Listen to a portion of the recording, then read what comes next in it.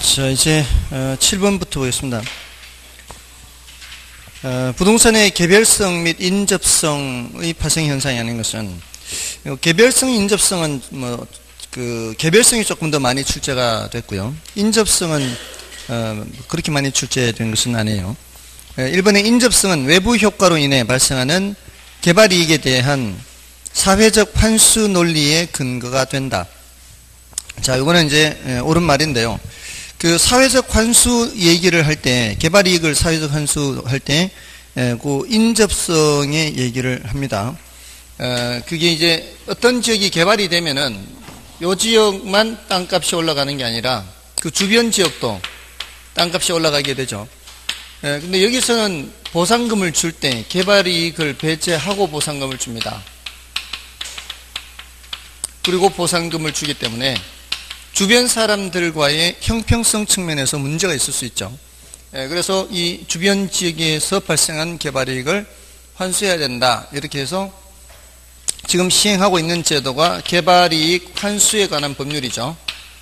개발이익 환수법이 있고요. 여기에 따라서 개발부담금을 부과하죠. 근데 사실 개발이익을 모두 다 환수하기는 좀 어렵습니다. 다 인접성과 관련되는 거고요. 그 다음에 개별성으로 인해 개개의 부동산이 구별되므로 부동산들의 비교를 쉽게 한다. 자, 이게 틀렸죠. 쉽지가 않고요. 어렵습니다. 다 제각각이기 때문에, 다 제각각이어서. 그리고 표준지 선정도 곤란해요. 표준지가 한 80개 중에 1개꼴로 표준지가 선정이 되어 있거든요. 근데 그 표준지라는 것은 다른 토지를 대표할 수 있어야 되잖아요. 근데 대표하려면 뭔가 공통점을 갖고 있어야 될 거 아니에요. 많은 토지들의 공통점을 갖고 있어야 되는데, 토지가 다 개별적이기 때문에 공통점을 발견하기가 어렵다는 겁니다. 그래서 표준지 선정도 어렵다, 이렇게.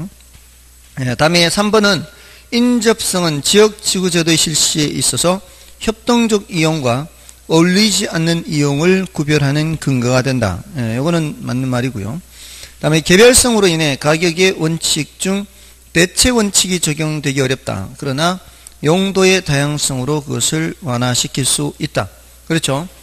이게 개별성으로 인해서 똑같은 게 없으니까 대체가 안 됩니다. 그렇지만 용도적으로는 이제 대체가 될 수가 있죠. 다음에 개별성으로 인해 토지가 비표준화된 상품이 되며 이로 인해 부동산 시장에서 비공개적 거래, 비조직화된 유통기구 현상이 나타나게 한다. 그렇죠? 보통 우리 이제 그 부동산 시장의 특성을 얘기할 때 BBB 하죠. BBB, 과장국수 BBB 할 때 그 비표준화성, 비공개성, 비조직성 이런 성질들이 다 개별성과 관련된다 그랬죠. 정답은 2번이었고요. 다음에 이제 8번도 볼까요?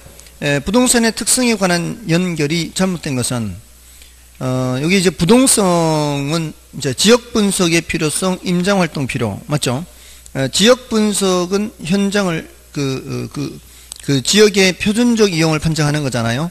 이게 동산에서는 이런 걸 하지 않죠. 부동성 파생 현상 맞고요. 그 다음에 2번을 조심해야죠. 토지 공개념 하고요. 최유효 이용. 자, 이 최유효 이용이 어디서 나올 수 있어요? 부중성에서 나올 수 있습니다. 그 이유가, 부중성은 뭘 생각해야 되는가 하면, 부중성은 희소성을 생각해야 돼요. 부중성은 희소성 생각해야 됩니다. 자, 희소하다는 것은 이제 물리적으로 이제 모자라게 되는 것의 원인이 되잖아요. 그러니까 토지라는 게 한정되어 있으니까 소유권은 갖고 있더라도 거기 공적인 제약을 가할 수 있도록 하는 게 토지 공개념이에요. 이게 자본주의 사회인데 이거는 거의 사회주의 개념을 가져오는 거거든요. 그럴 수밖에 없는 게 토지라는 건 워낙 부족하고 희소하기 때문에 공적인 제약을 가할 수밖에 없습니다. 이게 자본주의 사회니까 그런 거예요. 사회주의 국가에서는 이거 할 필요 없죠. 다 국유이기 때문에 이런 걸 할 필요 없어요. 자본주의 사회이기 때문에 이런 걸 강조하는 거고요. 그 다음에 최유효 이용도 마찬가지죠. 최유효 이용도 희소성 때문에 그렇습니다. 이 희소한 자원을 가능한 한 효율적으로 이용해야 되잖아요. 가능한 한 효율적으로 이용해야 되기 때문에 최유효 이용을 강조하는 거죠. 원래는 이 최유효 이용은 용도 다양성에서 제일 많이 나와요. 여러 가지 용도 중에서 가장 잘 이용하는 것이죠. 근데 부중성에서도 나올 수 있다는 겁니다. 그 다음에 3번은 영속성은 토지의 물리적 감가상각의 적용을 배제하죠. 물리적이라는 말이 없어도 괜찮아요. 물리적이라는 말은 생략 가능합니다. 그냥 토지의 감가상각의 적용 배제해도 옳은 말입니다. 다음에 개별성은 원리나 이론의 도출이 용이한 게 아니죠. 이게 이제 이론이나 원리를 도출하기가 어렵습니다. 공통점을 발견하기 어렵기 때문에. 그래서 4번이 정답이고요. 다음에 인접성은 아까 나왔죠. 개발이익 환수 논리극은 제시한다. 용도 면에서는 대체가 가능하다. 이렇게. 다음에 9번은 인문적 특성 중 용도 다양성에 관한 설명으로 틀린 것은, 자, 이 용도 다양성이 그나마 인문적 특성에서는 제일 많이 언급됩니다. 그러니까 자연적 특성에서는 저렇게 부동성, 부중성, 용성 이게 제일 많이 나오고요. 다음에 인문적 특성에서는 용도 다양성이에요. 자, 1번에 나오네요. 최유효 이용. 그죠? 최유효 이용이 강조 근거되고요. 가격 다원설의 논리적 근거를 제시합니다. 여러 가지 용도에 따라 가격도 여러 가지로 형성이 될 수가 있죠. 다음에 적지론이 뭐예요? 적지론. 요거 입지론하고 대칭적인 개념이에요. 입지론은 요거는 우리가 용도를 먼저 결정해 놓고, 왜 우리 뭐 공장 짓기 어디가 좋냐, 또는 뭐 점포 차리기 어디 좋냐, 자리 찾는 거잖아요. 또는 집을 짓기 어디 좋냐. 이게 다 입지죠, 입지. 그 용도에 적합한 뭘 찾는 거예요? 땅을 찾는 거죠, 용지. 지난번에 우리나라에서 전 세계적으로 그 명당짜리 3개 중에 한 개 우리나라에 있다고 말씀드렸었나요? 전 세계적으로 그 입지하니까 그 생각이 나네요. 우리나라는 전통적으로 풍수죠, 풍수. 명택, 명당짜리가 어디냐. 이 집자리로 또는 묘자리로 명당짜리 어디냐. 전 세계적으로 명당짜리가 3군데 있대요. 전 세계적으로. 근데 그 중에 하나가 우리나라에 있는데, 일단 세계적으로 정말 뛰어난 명당짜리 하나가 로마 교황청 있는 자리래요. 로마 교황청 있는 자리. 그 다음에 2번째 중국의 자금성 있는 자리. 중국의 자금성 있는 자리. 그 다음에 3번째 우리나라에 있는데 지금 그 이름이 생각이 안 나요.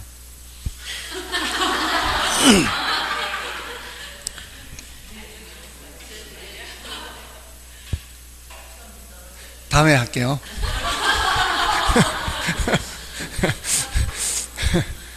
알려드릴까?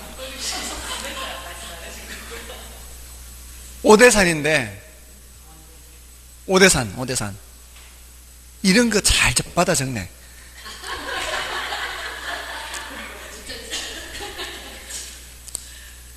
오대산에 그게 상원사인가요?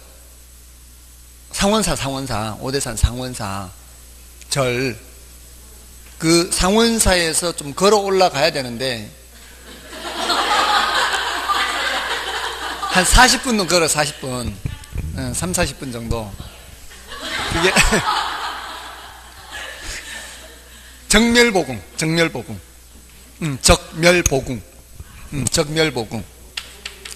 그 사람들이 자꾸 생각이 안 나게 하니까 안 되잖아, 이게. 정멸보궁. 여기 이제 부처님의 진신사례가 여기 있다 그러던가. 하여튼, 그런 곳이래요.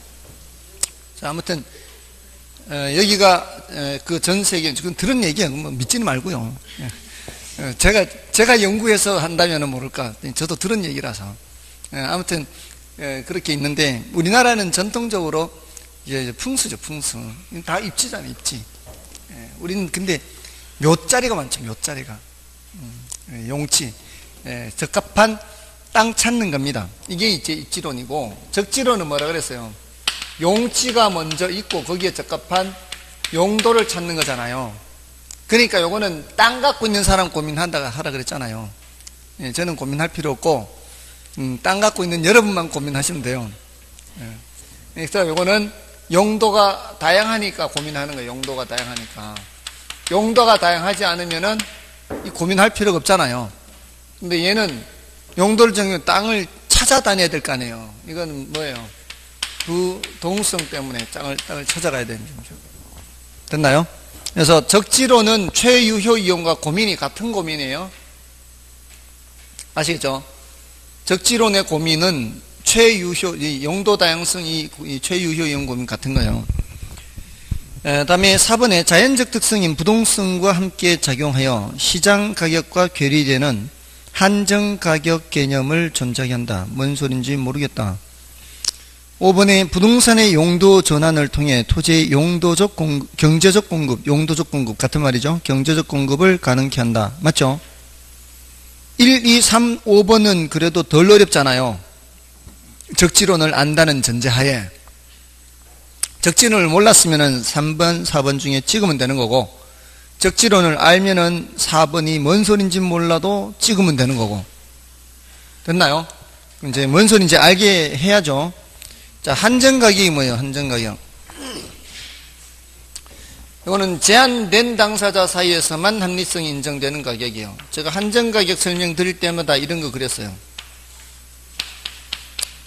요 앞토지 소유자한테 지금 현재 상태는 뭐라 그랬어요? 현재 상태는 이런 상태, 맹지.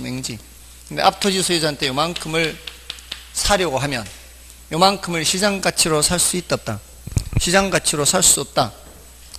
그러면 그게 이 두 사람 사이에서만 합리성이 인정되는 가격, 바로 한정가격이라고 했어요. 이거는 시장가치가 아니고 시장가치 외의 가치다. 이런 거 하면서 다 함께 했단 말이에요. 시장가치가 뭐예요? 그 뭐라 그랬어요? 통충정신 한다. 통충정신. 통상적인 시장에서 충분한 기간 동안 거래를 위하여 공개된 후 대상 물건의 내용에 정통한 당사자 사이에서 신중하고 자발적인 거래가 있을 경우 성립될 가능성이 가장 높다고 인정되는 대상 물건의 가액. 이게 바로 시장가치예요. 시장가치. 됐나요? 그럼 시장가치 외의 가치는 시장가치로 평가하기 곤란한 경우에는 할 수도 있잖아요. 그게 법령에 다른 규정이 있는 경우요. 법령에 다른 규정이 있어요. 그래서 이걸 할 때 제가 뭘 말씀드렸는가 하면은 그 법령이 부동산 가격 공시제에 따라 공시하는 8가지는 모두 다 적정 가격을 공시한다 그랬어요. 시장가치로 공시하는 게 아니라 그랬어요. 표준지 공시지가, 개별공시지가, 표준주택가격, 개별주택가격, 공동주택가격, 비주거용 표준부동산, 비주거용 개별부동산, 비주거용 집합부동산, 이 8가지는 모두 다 적정 가격으로 공시한다 그랬어요. 시장가치가 아니라 그랬다고요. 그러니까 표준지 공시지가가 얼마다 그러면은 그게 시가보다는 어떻다고 생각해요, 사람들이. 더 낮다라고 생각하는 게 시가가 아니기 때문에. 시가가 부동산 가격 공시제도는 시가로 공시하는 게 아니다 이 말이에요. 그 다음에 평가 의뢰인이 의뢰하는 경우,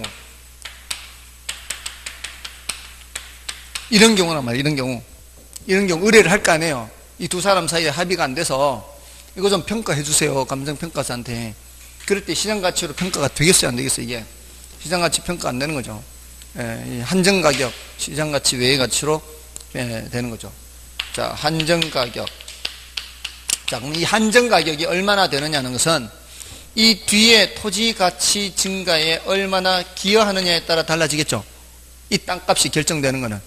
여기에 기여하는 정도가 크면 땅값이 비쌀 거고, 기여하는 정도가 적으면 덜 비쌀 거고. 됐나요? 그러니까 무슨 원칙 관계 있어요? 기회 원칙 할 때 또 했다고요. 자, 이거 구분평가요, 부분평가요? 부분만 평가라 그랬죠. 부분만. 이거 해요, 안 해? 이거는 이쪽 부분 안 하고 이 부분만 하잖아요. 뭐예요? 부분평가. 부분. 이러면서 다 했다고. 이거를. 죄송합니다. 순간 평정심을 잃었어요. 여러분들이 원래 이렇다는 것을 제가 깜빡했어요. 다음에 조건, 현황평가, 조건평가 할 때 무슨 평가? 현황평가, 조건부평가 할 때는 조건부평가. 현재 상태는 이 상태가 아니잖아요. 현재 상태는 이 상태잖아, 지금. 현재 상태는 이 상태인데, 뭐가 될 걸 전제로 해서, 이렇게, 될 걸 전제로 해서, 그러니까 무슨 평가? 조건부평가, 부분평가, 기회원칙, 한정가격, 시장가치, 외예가치, 이런 말들이 여기서 다 나올 수 있는 거예요. 그죠? 그리고, 병합분할 가능성이에요, 이게. 부동성이에요, 인접성이에요, 용도다양성이 뭐예요, 이게? 병합분할. 앞 토지는 분할이 되는 거고, 뒤 토지는 병합이 되는 거고. 됐나요? 병합분할 가능도 나오네, 이게. 별의별 때 다 나올 수 있잖아요. 됐습니까? 자, 그래서 4번이 틀렸죠. 이거는 병합분할 가능성과 관련해서 얘기합니다. 자, 넘어가셔서 이제 10번도 보십시오. 자, 10번은 다음 중 토지의 인문적 특성인 병합분할 가능성의 파생 특징이 아닌 것은 1번에 용도 다양성을 지원합니다. 이럴 수 있어요. 용도 다양성을 지원합니다. 그 이유가 이게 우리 이제 전을 대로 이용해요. 이럴 때 얘가 전은 필지가 굉장히 넓죠. 평수가 뭐 3,000평 뭐 이런 것도 있잖아요. 그런 걸 그대로 쓸 수가 없잖아요. 그럼 어떻게 분할을 해서 쓰거나 아니면 그 달동네 주택이 이제 재건축, 재개발돼서 아파트 단지가 들어서면은 아파트 단지는 필지가 몇 개로 돼버려요. 한 개로 돼버리잖아요. 병합을 해야죠. 병합을 하거나 분할을 해서 다른 용도로 바꾸는 거죠. 다른 용도로 바꾸더라도. 그러니까 용도 다양성을 지원한다 그러는 거죠. 병합 또는 분할을 해서 용도를 바꾸는 거니까. 그 다음에 가격 다원설의 이론적 근거가 되는 것은 이거는 용도 다양성이잖아요. 여기 아니죠. 그 다음에 3번에 규모의 경제 혹은 규모의 불경제가 일어나게 한다. 규모의 경제하면 뭐예요? 규모가 커지면서 평균 비용이 하락하는 현상을 말하죠. 그러니까 이런 단어가 나오면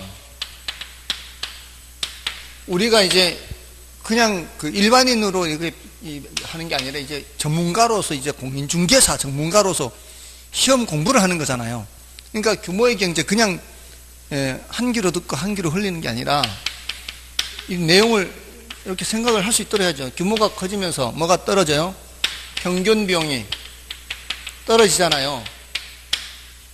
여기서 멈추면 안 되고 이렇게 되면 어떻게 제가 설명을 드리는가 하면은 기업이 규모를 늘릴수록 유리할 수 있잖아요. 그러면 어떤 기업이 규모를 왕창 늘려서 단가를 낮춰서 이거를 시장에 풀어버리면 다른 기업들 다 죽여버릴 수 있죠. 그러면서 그 기업만 뭐가 돼요? 독점을 한 독점. 이걸 자연 독점을 한다고요. 자연 독점. 이렇게 일단 독점이 되면 어떻게 해요? 생산량을 줄이면서 가격을 올려서 독점 이윤을 얻으려고 한다고요. 이게 시장 실패 원인이 되는 거죠. 맞나요? 시장 실패 원인. 그러니까 규모의 경제는 간접적으로 이렇게 시장 실패와 관련이 될 수 있다. 이런 것까지 함께 기억하시면 더 좋겠죠. 자, 그래서 규모의 경제 혹은 규모의 불경제. 규모의 불경제는 규모가 커지면서 오히려 비용이 증가하는 걸 말해요. 그래서 맞고요. 그 다음에 합병 증감가, 분할 증감가가 발생할 수 있고요. 5번 됐고요. 2번이 들렸죠. 가격 다원설의 이론적 근거. 그 다음에 11번은 일반 재와 구별되는 부동산의 특성은 부동산과 관련된 여러 현상이나 활동들이 일반 경제 활동과는 상이하게 전개되도록 한다. 다음 부동산의 특성과 부동산의 활동이 바르게 연결되지 않은 것은, 자, 1번에 부동성은 부동산을 매수하고자 할 경우에는 현장을 방문하여 부동산의 물리적 상태를 확인할 필요가 있다. 맞고요. 그 다음에 영속성 또는 내구성, 부동산의 임대차를 가능하게 하며 영속성이죠. 부동산의 초과 공급이 단기에 조정되기가 곤란하게 한다. 무슨 소리일까요? 부동산에 이제 너무 많이 공급됐어요. 그럼 초과 공급이 해소되려면 둘 중에 하나죠. 거기에 강제로 이주를 시키든가 다른 쪽에 있는 사람들을 빈집을 쳐야 되니까, 아니면은 멀쩡한 주택을 부시든가 둘 중에 하나잖아요. 근데 이게 쉽지 않잖아요. 그러니까 오랫동안 가야죠. 오랫동안 가야 이게 해소가 되는 거죠. 그 다음에 부증성 해서 이거는 생산기간의 장기성, 토지의 이용이 집약적 이용이 부증성에 해당하는 손님이에요. 집약적 이용, 위로 올려서 이용하게 되는 거죠. 그리고 부동산의 초과 수요가 단기에 조정되기 곤란하게 한다. 그렇죠. 자, 이번에는 초과 수요예요. 초과 수요의 경우에는 지금 모자라다는 얘기했잖아요. 일단 그 서울 같은 데는 이제 서울은 이제 더 이상 저기 없어요. 택지가 없어요. 택지로 개발할 곳이 없어요. 마지막 남아있던 그 농지가 택지로 바뀐 것이 마곡지구라고, 오늘 또 인터넷 뉴스에 보니까 마곡지구의 30평대가 12억이래. 12억 33평이. 거기가 몇 년 전에 저는 그 사실 이렇게까지 오를까 싶었어요. 저 얘기 안 할게 이제. 진짜 거기가 이렇게까지 오를 줄 몰랐어요. 또 거기도 샀어야 되는데. 근데 제가 생각하기에 저는 이거 강의하지 말아야 될 것 같아요. 이러면서 무슨 강의한다고? 강의만 하라고. 아무튼 거기 이제 마지막 남은 이제 지구잖아요. 마곡지구가. 더 이상 이제 농지가 없어요. 서울은. 그러니까 부증성에 의해서 건물을 짓고 싶어도 이제 더 지을 땅이 없는 거죠. 그럼 할 수 있는 방법은 거기 있는 걸 이제 헐고 짓는 방법밖에 없는데, 또 그것도 시간이 많이 걸리죠. 그러니까 부증성이나 생산 기간의 장기성으로 인해서 어떤 지역에 부동산이 부족하다 할 때 그걸 쉽게 단기간에 조정하기가 어려워요. 그다음에 4번은 병합 분할 가능성이죠. 이거는 이제 규모의 경제가 발생하는 경우 분할이라는 현상이 나타나게 하며, 규모의 불경제가 발생하는 경우 병합이라는 현상이 나타나게 하는데, 반대로 돼 있죠. 규모의 경제가 나타나면은 규모가 커질수록 평균 비용이 하락하니까 더 커져야 되는 거잖아요. 그러려면은 병합이 돼야 되죠. 그래서 4번 틀렸고, 그 다음에 용도 다양성, 토지의 감정평가 시 원가법을 적용할 수 있는 근거가 되며, 자, 토지를 원가법을 적용하는 경우는 무슨 토지라 그랬어요? 조성지 매립지라고 그랬잖아요. 그럼 조성지 매립지는 용도를 바꾸어서 하는 거잖아요. 그래서 맞고요. 자연적 특성 중 부증성의 제약을 완화시켜 줍니다. 정답은 4번이었고요. 다음에 그 13번을 볼까요? 12번은 여러분이 봐주시고, 부동산과 위치의 접근성에 관한 설명 중 틀린 것은 1번 인간 생활에 필요한 시설일지라도 접근의 정도가 지나치면 오히려 감가가 되기도 한다. 맞죠? 1번 맞고요. 2번은 부동산은 지리적 위치가 고정되어 있으므로 부동산의 가치는 외적 환경 요인에 의해 많은 영향을 받고요. 그 다음에 위치의 양부에 따라서 부동산의 유용성이 달라지고 가격의 차이가 발생한다. 그렇다고 볼 수 있죠. 양부가 뭐예요? 좋고 나쁜 걸 말하는 거죠. 다음에 독점력, 흡인력이 강한 부동산일수록 접근성이 중시된다. 자, 이게 틀렸네요. 독점력, 흡인력이 강할수록 그러한 종류의 부동산은 사람들이 찾아갑니다. 그러니까 그렇게 접근성이 중시되지는 않습니다. 그 다음에 부동산의 용도에 따라 접근성의 평가 기준도 달라진다. 요거는 주거용은 뭐가 중시되고요? 쾌적성과 편리성, 그 다음에 상업용은 수익성, 공업용은 생산성이죠. 제가 옛날부터 분명히 강의를 이렇게 했는데 왜 여기서는 그렇게 안 했을까요? 정말 아무리 생각해도 금강변 조망이 보이는 미분양이어서 다 찍어서 살 수 있었을 그 당시에 저는 그냥 자전거 타고 다니기만 했어요. 금강 따라 이렇게 좋네 하면서 좋네 하면서 저 위로 저기 어디죠? 저기 KTX 호남선 지나는 저 위로는 거기까지 올라갔다가 밑으로는 저기 공주까지도 갔다가 자전거 타고 왔다 갔다 하면서, 그때는 하나도 없었어요. 주변이 정말 그 강변만 있고 제방만 있었어요. 그 당시부터 저는 자전거만 타고 다니면서 좋네 하고 다니고 그렇게 분양 활동하네. 건물 올라가지도 않았어요. 그때는 건물 올라가지도 않고, 건물 올라간 거는 저쪽 다리 있잖아요. 저기 대전 쪽으로 가는 저쪽에 있는 다리, 그 KDI에서 거기에 뭐 건물 하나 올라가는 거 외에는 건물이라고는 하나 없었어요. 근데 이렇게 들어설 거라고는 생각도 못했어요. 앞으로 계속 강의만 할게요. 자, 이제 그러니까 그때 이제서야 든 생각이, 아, 정말로 그렇구나. 이게 이제 쾌적성이나 이런 거잖아요. 조망권 이런 거. 그 다음이 뭐예요? BRT 편리성. 그죠? 제가 이제 편리하잖아요, 이 BRT. 근데 저희 집이 BRT에서 내려서 15분 걸어가야 되거든요. 근데 이제 그 당시에도 운동 삼아 좋네 하고 그렇게 아니고 거기에 분양하는 아파트가 있었어요. 아파트가 있었는데 저는 생각도 안 하고 그때 그냥 뭐 잘 지었다더라 이렇게만 하고 좋네. 그러니까 그 라인이 이제 부동산 가격이 올라도 더 올라가는 거죠.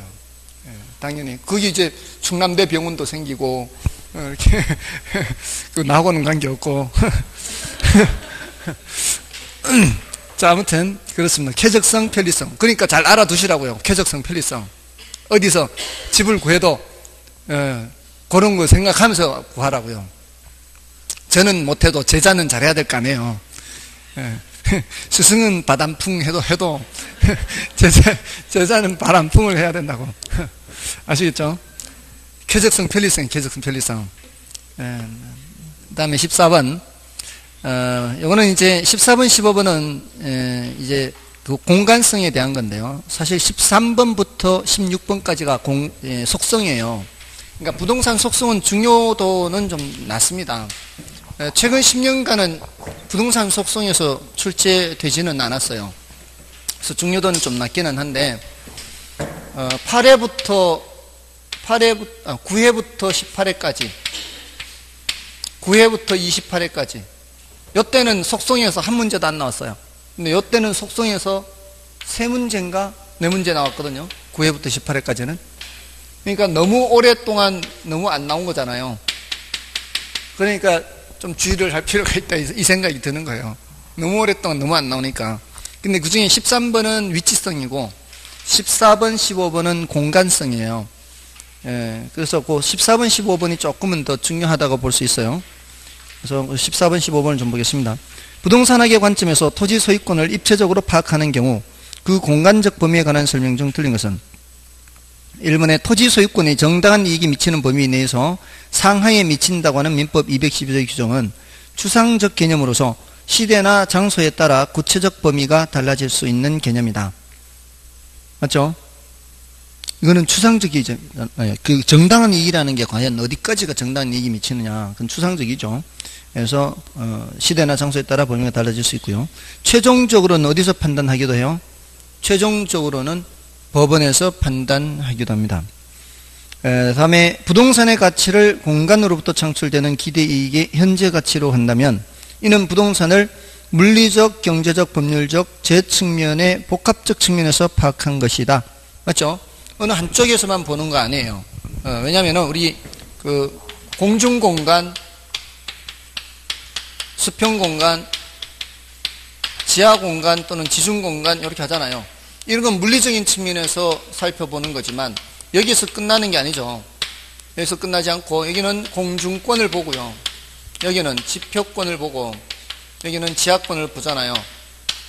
어떤 측면도 봐요? 권리 측면도 보잖아요. 이게 뭐예요? 법적인 측면이죠.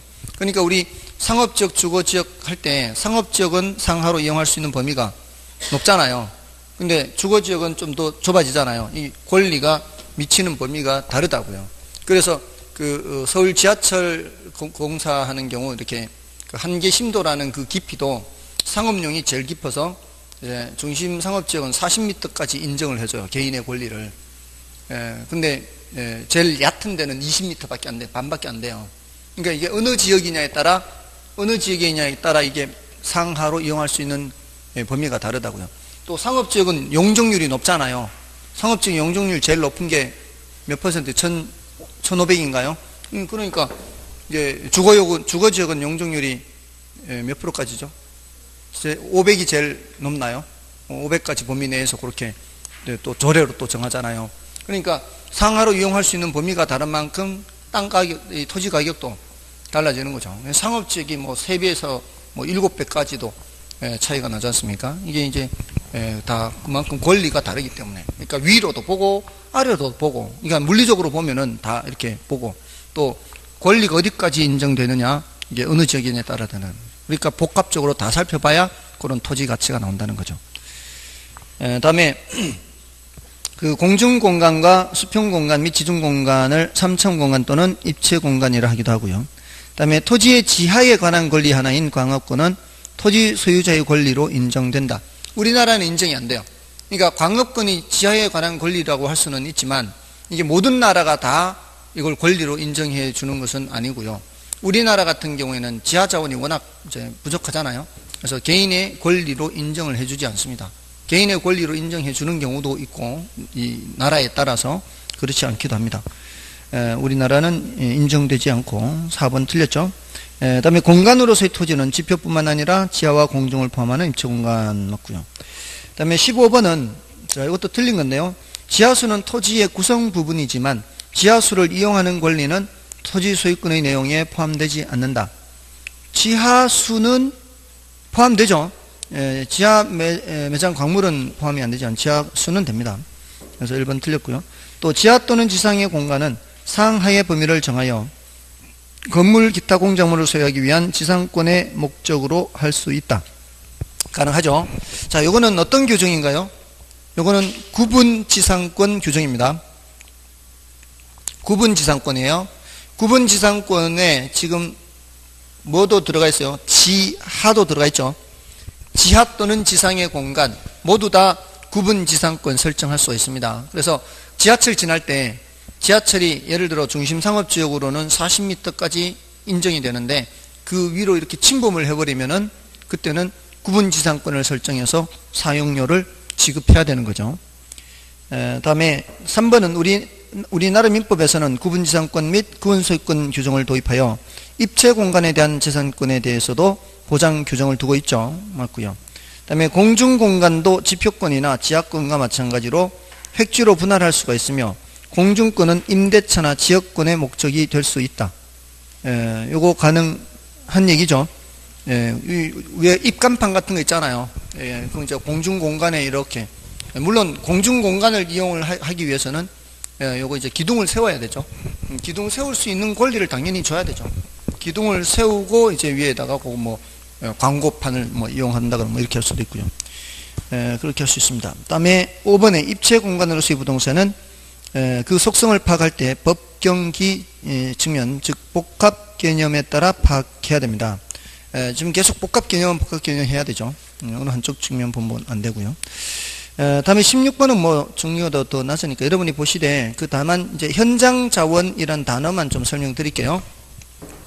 현장 자원 설명드린 적 있지 않나요 혹시? 현장 자원.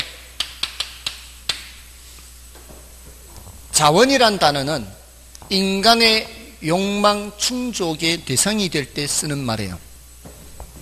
우리 천연자원, 지하자원, 인적자원. 자원이란 말은 그만큼 효용가치가 있다는 뜻이에요. 근데 그게 인간의 손길이 닿지 않은 상태로 그 자리 그대로 있는 상태에서 인간 욕망의 충족 대상이 되는 것을 현장 자원이라고 하고요. 여기에 인간의 손길이 닿아서 이렇게 바뀌면은 상품인데 산, 강, 바다, 황무지 뭐 이런 상태. 이런 상태는 현장 자원이에요. 이거는 뭐 레저 활동이라든가 인간의 휴식이라든가 이런 걸 위해서는 꼭 필요하죠. 이런 것들이 개발이 되면은 또는 이제 개간이 되면은 농지가 되거나 택지가 되겠죠. 농지 택지는 바로 상품 자원이에요. 농지를 현장 자원이라고 하면 안 돼요. 농지는 개간을 했잖아요. 사람의 손길이 닿았잖아요. 이러면은 그는 상품 자원이에요.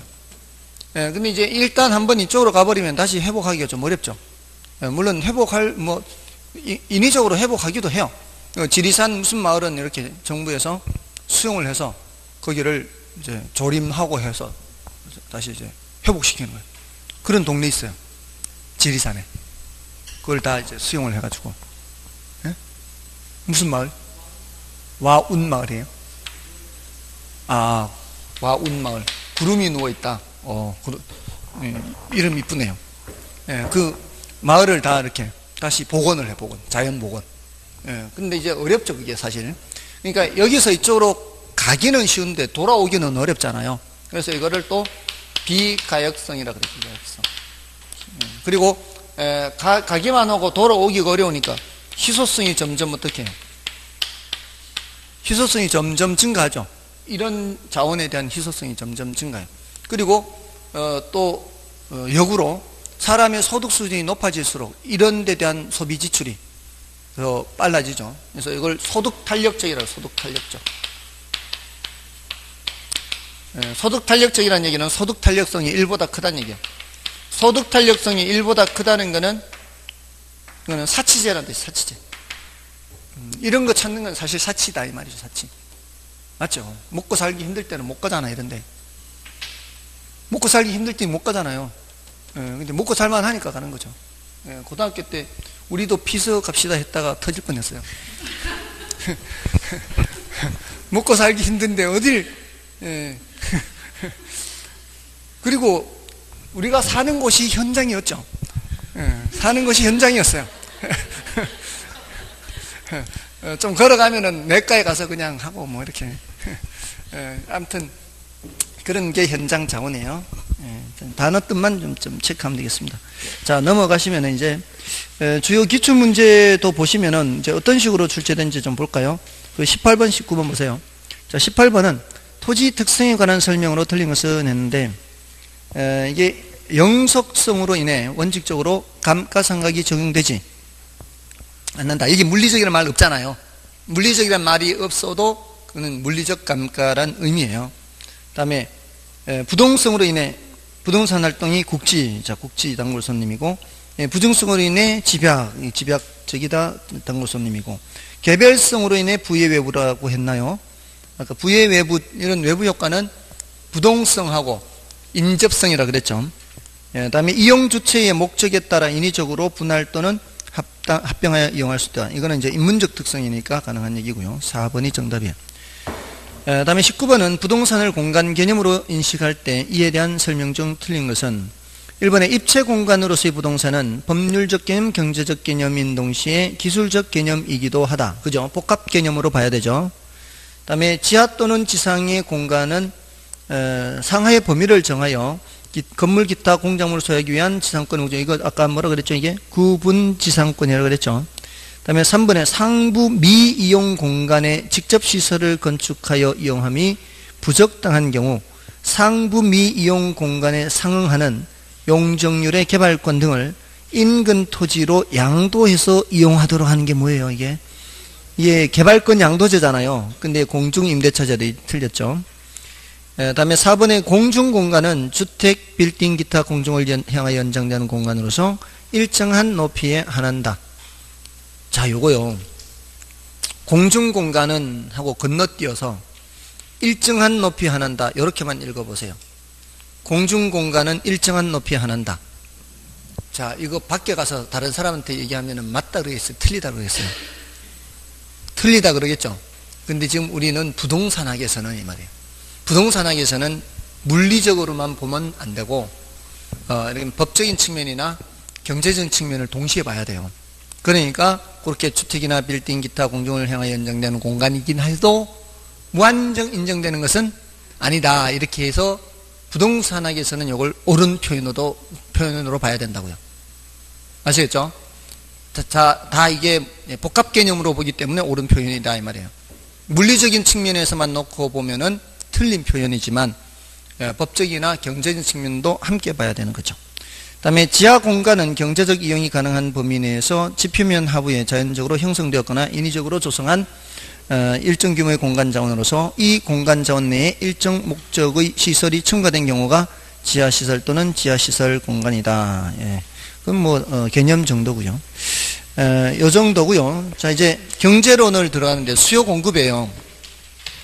자, 수요 공급에서는 이제 정리를 하셔야 되는 내용이 수요 공급의 개념에서는 유량, 저량, 이거요.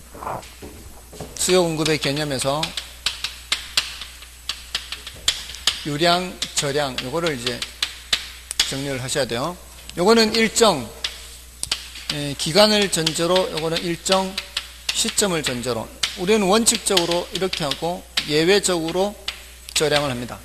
요거는 이제 플로우 개념이라 그러죠. 플로우 개념. 요거는 스톡 개념하고요. 구체적으로는 이제 소득이 대표적이라 그랬죠.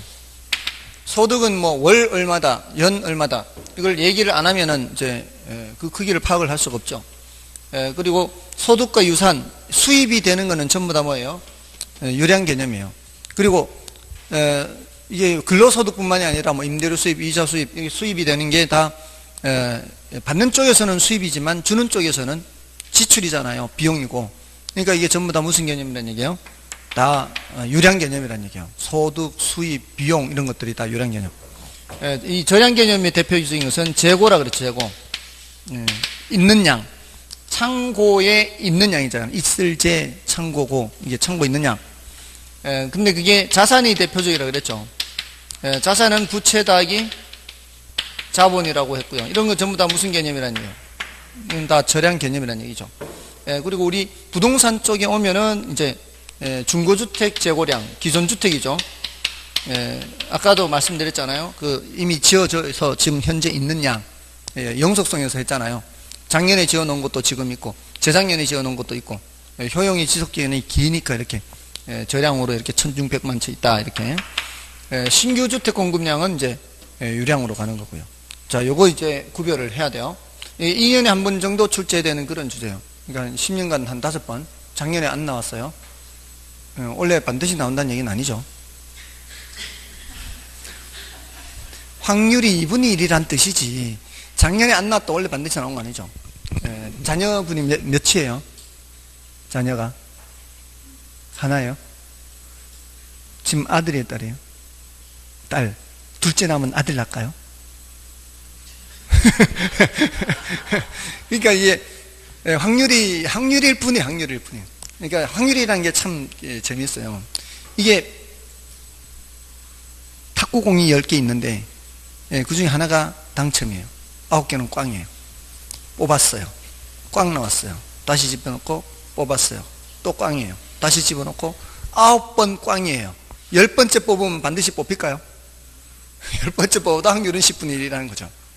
확률이라는 게. 대신 내기를 할 때 우리 이제 1000만 원 내기를 했다. 1000만 원 잃었어. 도박을 해가지고 1000만 원 잃었으면 한 번 더 하는 거예요. 한 번 더 하는 거예요. 이제 확률이 반반인 경우, 확률이 반반이에요. 이길 수도 있고 질 수도 있는데 한 번을 1000만 원 더 하는 거죠. 또 잃으면 얼마 잃었어요? 2000만 원 잃었잖아요. 그 다음에는 2000만 원 내기 하는 거예요. 2000만 원 내기 하는 거예요. 또 잃었잖아요. 그러면 이번에는 4000만 원 내기 하는 거예요. 이렇게 해서 한 번만 이기면 되니까. 한 번만 이기면은 본전 찾아오는 거예요. 그러니까 연속해서 10번을 지면은 엄청나게 잃겠죠. 근데 그렇게 잃을 확률이 얼마나 되냐 이 말이에요. 연속해서 계속 그렇게 딸만 7을 내리 낳는 집이 몇 집 될 것 같아요. 옛날에 뭐 칠공주 뭐 이렇게 뭐 그런 집도 있고 하는데 2의 7승분의 1이에요. 2의 7승분의 1. 128분의 1이에요. 128분의 1. 확률이 엄청났습니다. 아무튼 2년에 한 번 꼴로 출제돼요. 저는 이제 그 얘기는 해드렸어요. 중요하다고. 다음에 이제 유효수요, 잠재수요. 자, 요거는 2번 언급됐어요, 시험에 2번 언급돼서 뭐 그렇게 중요도는 높진 않지만 뭐 이거는 이제 구매 의사와 지불 능력이 모두 있으면 뭐고요. 그래서 잠재수요는 그게 능력은 의사는 있지만 능력이 없는 걸 말하는 거고요. 뭐 이 정도고요. 그 다음에 이제 수요량 변화, 수요 변화.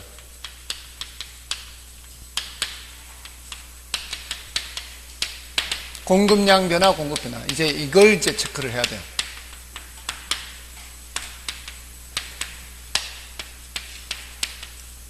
위에 거는 가격이 변하는 거죠. 아래 거는 가격 외의 요인이 변하는 거죠. 그래서 그 재화의 가격이 변하면 이제 수요량 변화, 공급량 변화고요. 그 재화의 가격 외에 다른 요인이 변하면 뭐가 되는 거예요? 수요 변화, 공급 변화인데, 자, 이쪽에 있는 것이 이제 소득이 여기 있죠. 여기 소득 있어요, 없어요? 소득 여기 나오면 안 되죠. 여기 관련재 가격 있죠. 대체재 가격, 보완재 가격 이렇게 변하면은 수요. 자, 근데 여기는 좀 애매하죠. 한 번도 지금까지 출제된 적이 없어요. 근데 출제되더라도 생산면에서 대체재, 생산면에서 보완재 이런 말을 쓰게 돼 있습니다. 생산면에. 그럴 때는 여기서 나타나는 효과와 반대로 해석하라 그랬죠. 여기서 대체재 가격 나오면은 비례로 하고 대가 비, 보완재 가격 나오면은 반비례, 보가 반 이렇게 하라 그랬죠. 그럼 생산면에서 대체재 가격 하면은 반대로, 생산면에서 대체재 가격 하면 반대로. 근데 생산면에서 보완재 가격 하면은 비례, 이때는 이제 비례로. 근데 이쪽이든 보완재는 중요도가 좀 낮아요. 대체재가 중요해요, 대체재. 그러니까 대체재를 집중적으로 준비를 해 놓는 거예요. 대체재가 출제될 가능성이 훨씬 더 높으니까. 그러니까 여기 뭘 기억해 놓는 거예요? 대가 비를 기억해, 대가 비. 대체재 가격이 나오면은 비례다. 대신 이제 소득이 나올 때는 정상재, 열등재 이렇게 나와야 되겠죠. 정상재는 같은 방향. 근데 열등재는 반대 방향. 이렇게 기억해야 되죠. 다음에 이제 이쪽에는 있는데, 생산 쪽에는 있는데 저쪽에 없는 거. 생산 기술 수준. 여기는 없죠. 생산 요소 가격. 이쪽에는 없어요. 근데 생산 요소 가격이 이렇게 나올 수도 있지만, 우리 시험에 나올 때는 건축 자재 가격, 뭐 이렇게 나오거나, 건설 노동자 임금, 뭐 이렇게 나오거나, 이럴 수 있죠. 다만 이제 이자율은 이쪽, 저쪽 다 있어요. 이자율은 여기도 있고, 이쪽도 있고요. 또 가격 상승 또는 가격 하락에 대한 예상, 이쪽도 예상 있죠. 가격 상승 또는 하락에 대한 예상. 여기선 수요자들은 가격 상승을 예상하면 수요를 증가시키는데, 공급자들은 가격 상승을 예상하면 공급을 감소시킨다는 거죠. 자, 그러니까 요 가격 밑에 있는 얘네들이 바뀌면은 공급 곡선이 이동하는 거고, 여기도 소득 밑에 이런 것들은 수요 곡선이 이동하는 거죠. 요거는 같은 곡선상의 점의 이동이고. 자, 요거 구별하는 거예요. 가장 많이 틀리는 게 이제 여기서죠. 그래서 대가비, 보가반 또는 대수반이죠. 대체재 수요 나오면 반대로. 요거 여기서 제일 많이 틀리는 거예요. 여기서 안 틀리면 틀릴 게 없고요. 이것이 되면은 이제 바로 균형의 이동으로 가는 거거든요. 균형의 결정과 균형 이동. 균형 이동은 결국 요놈들이에요, 요놈들. 여기. 요거 가지고 균형 이동 얘기하는 거잖아요. 얘네들이 이제 수요 곡선 이동하고 공급 곡선 이동하는 거니까. 그러니까 그게 이쪽으로 연결이 돼서 모두 8가지 했잖아요. 모두 8가지. 8가지 해서 요거는 수요가 증가하는 경우, 수요가 감소하는 경우, 공급이 증가하는 경우, 공급이 감소하는 경우. 여기는 수요도 증가하고 공급도 증가하고 둘 다 이동이죠. 수요는 증가하는데 공급이 감소하는 경우, 여기는 수요가 감소할 때 공급이 증가할 수가 있고, 수요도 감소하면서 공급도 감소하는 거죠. 자, 이렇게. 자, 이렇게 했을 때 균형량과 균형가격이 어떻게 변하는지 보는 거죠. 균형량과 균형가격. 그러니까 이걸 정리를 해둬야 돼, 평소에. 정리를 해둬서, 수요의 경우는 수요가 증가하면은 이게 다 같은 방향이라고 그랬잖아요. 상승, 증가, 이렇게가. 수요가 감소할 때는 균형량 감소, 균형가격 하락. 공급이 증가할 때는, 이 균형량은 얘 따라가는데, 균형가격은 바뀐다 그랬잖아요, 이렇게. 공급이 감소하면은, 요거는 감소하는데 여기는 증가, 이렇게. 둘 다 증가하면 균형량은 반드시 증가하죠. 왜냐하면 둘 다 오른쪽으로 하는 거기 때문에 균형량은 반드시 증가합니다. 근데 누가 더 많이 증가하느냐에 따라 균형가격은 어떻게 될지 알 수 없다가 되고요. 이거는 뭐를 알 수가 없어요. 균형량을 알 수가 없고요. 둘 다 가격 상승 요인이거든요. 수요 증가나 공급 감소가 다 가격 상승 요인이기 때문에 가격은 당연히 올라가게 돼 있고요. 이것도 균형량은 알 수 없고 균형 가격은 하락 요인이죠. 다 하락 요인. 이때는 균형량은 감소하고 균형 가격이 어떻게 될지 알 수 없다. 알 수 없는 걸 알 수 있기 위해서는 어느 쪽이 더 큰지 알아야 된다.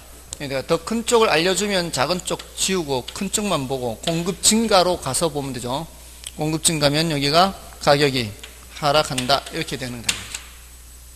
여기서도 수요 증가만 보는 거죠. 이때는 작은 쪽 지우고 수요 증가하면은 이게 다 위로죠. 위로. 균형량 증가, 균형 가격 상승 이렇게 됐나요? 요게 되면은 이제 균형의 이동까지가 되는 거예요. 됐죠?